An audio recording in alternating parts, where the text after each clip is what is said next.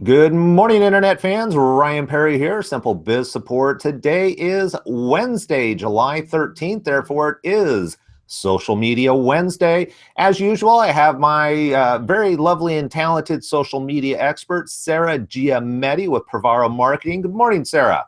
Good morning, Ryan. How are you? I'm doing good. Today, we're going to talk about something new because it actually involves actually spending money, and that is paid advertising on social media.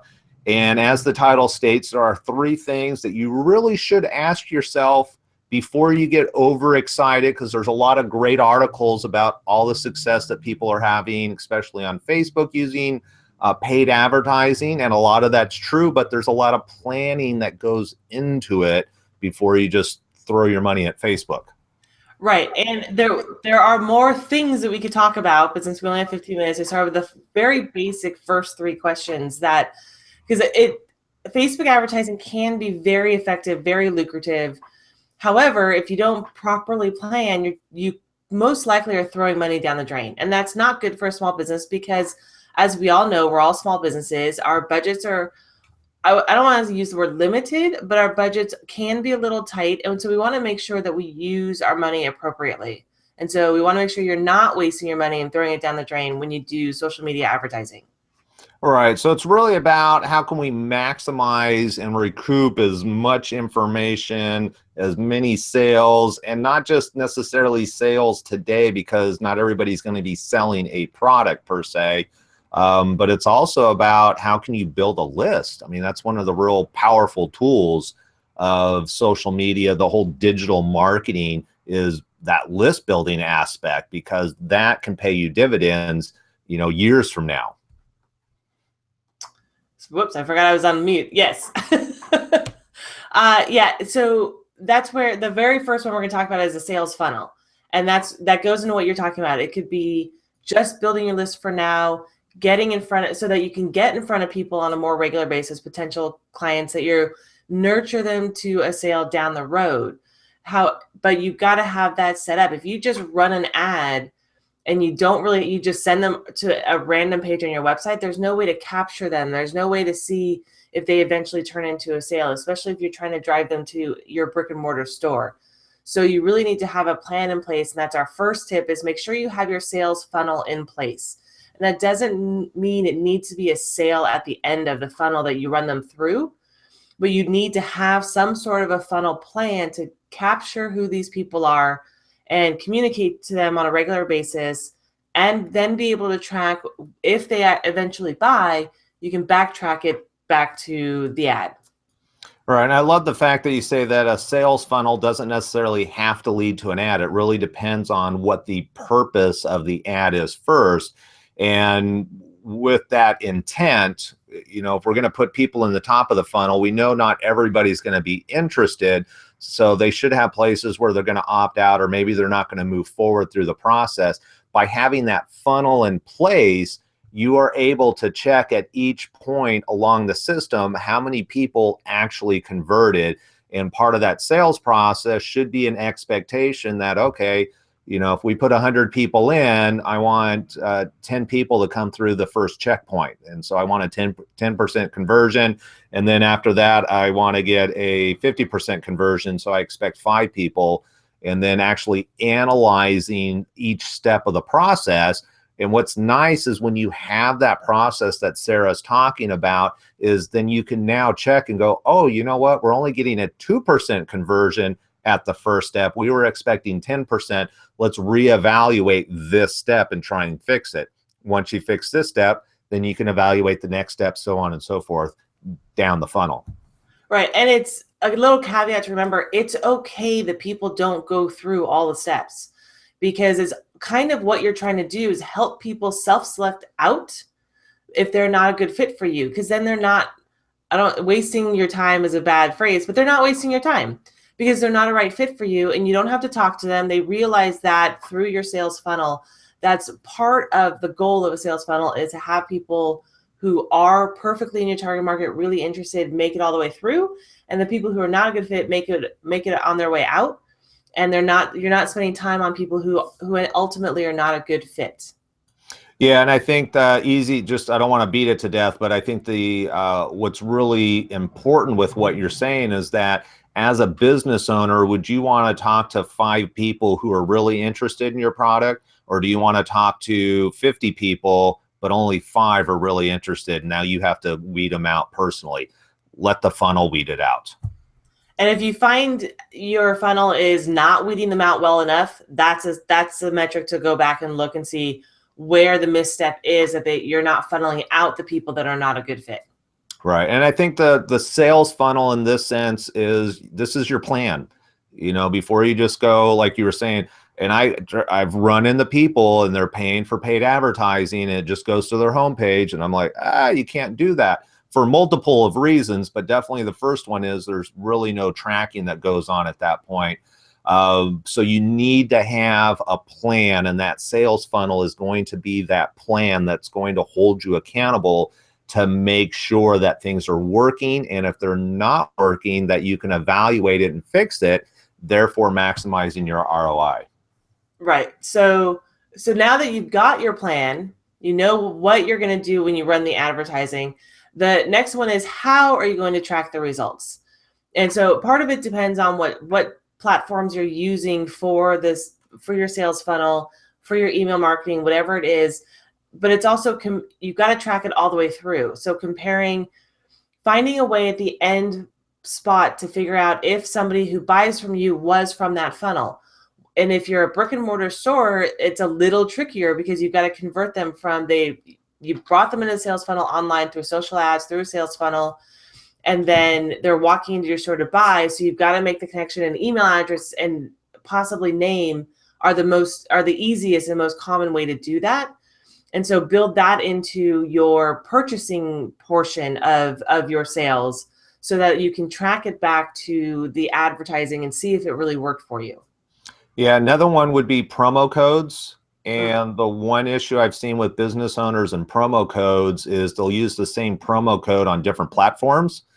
And they can go, oh yeah, we got 100, sales through this promo code, and it's like, okay, but you marketed on 2 or 3 different platforms. Which ones did they come from? And like, I don't know. And make sure your promo code actually exists in your system. We ran across that they in spot checking, the promo code they gave us was not actually implemented into their system. It was different. So double check your promo code exists. But yeah, definitely have multiple promo codes. Have one for every single different thing that you are running. So if it's a postcard, a flyer, a radio ad, each different social media platform, every single one line item ad promotion that you do should have a different promotional code so that you can track it and segment it out. Right. And even going maybe a little bit deeper, and you maybe said this and I just didn't hear it, is that let's say you're on Facebook and you're running 3 different ads. Each one of those ads on Facebook should have their own promo codes. It's almost like an A/B test at that point. If you run 2 ads, as an example, 2 different promo codes, which one's getting a better response than the other? And not only just on the ad side, who's clicking the ad, but through that sales funnel, which one is converting better? Right. So in most platforms, if you can create a promo code, especially if you're doing online e-commerce, you can create as many as you want. Just make sure you keep track of which ones are where, so you accidentally use them on different platforms. And that'll give you more insight, and it goes back to your tracking. Again, yeah, you can see what's working, what's not working, and adjust what's not working. So definitely think it's all part of your plan. Think through all of this before you start spending money. Okay, perfect. And part of tracking, you can do it manually, Excel spreadsheets. There are different programs out there.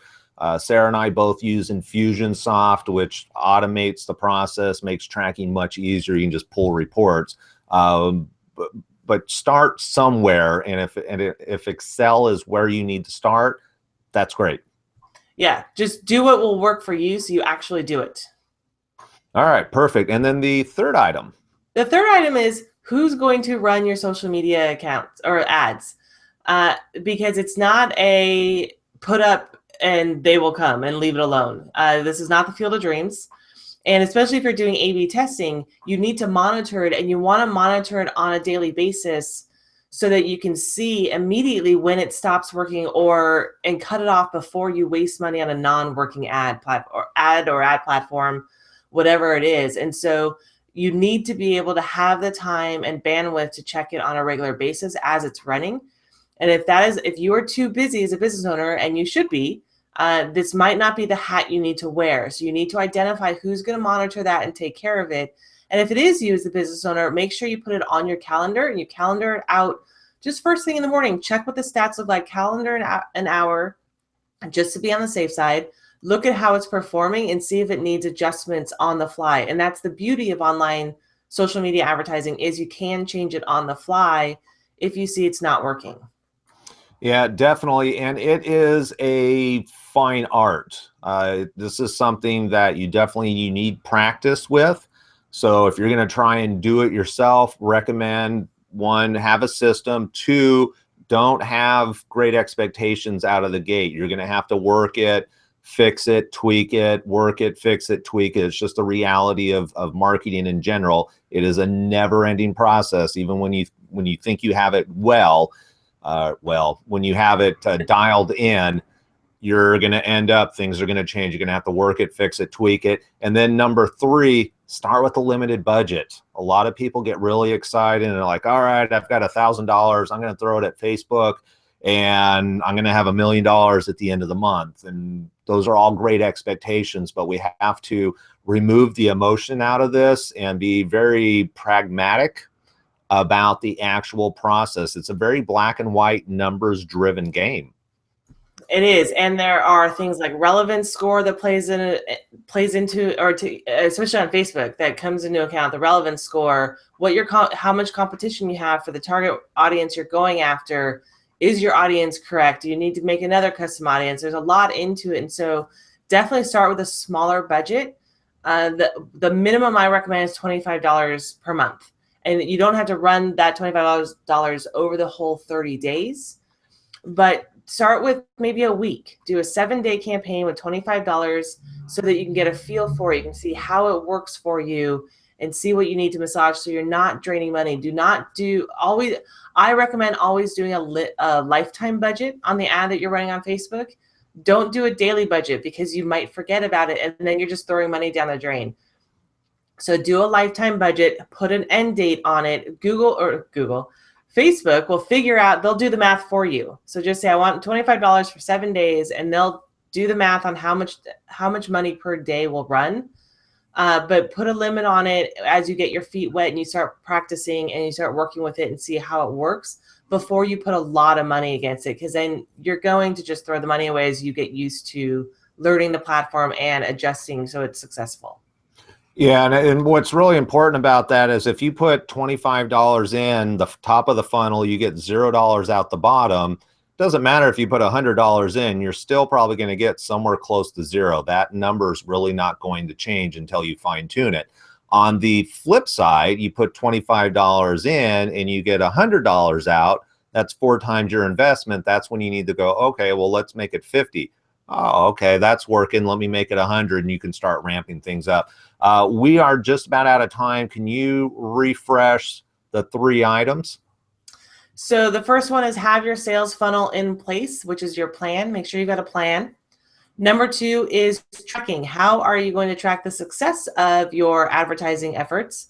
And number 3 is identifying who is going to be in charge in running it and monitoring it and overseeing your advertising efforts on social media.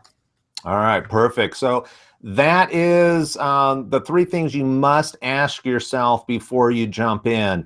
Remember, this can be emotional. Trust me, I've played with it. It can be emotional. The rewards are out there, but you have to work for it. If you're not comfortable, you don't feel you have the time or expertise, talk to an expert like Sarah about advertising. The nice thing about working with experts is they deal with this on a regular basis. So not only do they understand the system, but there's nuances in there that experts can recognize that can save you a lot of time, energy, frustration, and money down the road. Sarah, as always, I appreciate the time and energy that you put into the show, and we will be back here next week, same computer, same time, for another episode of Social Media Wednesday.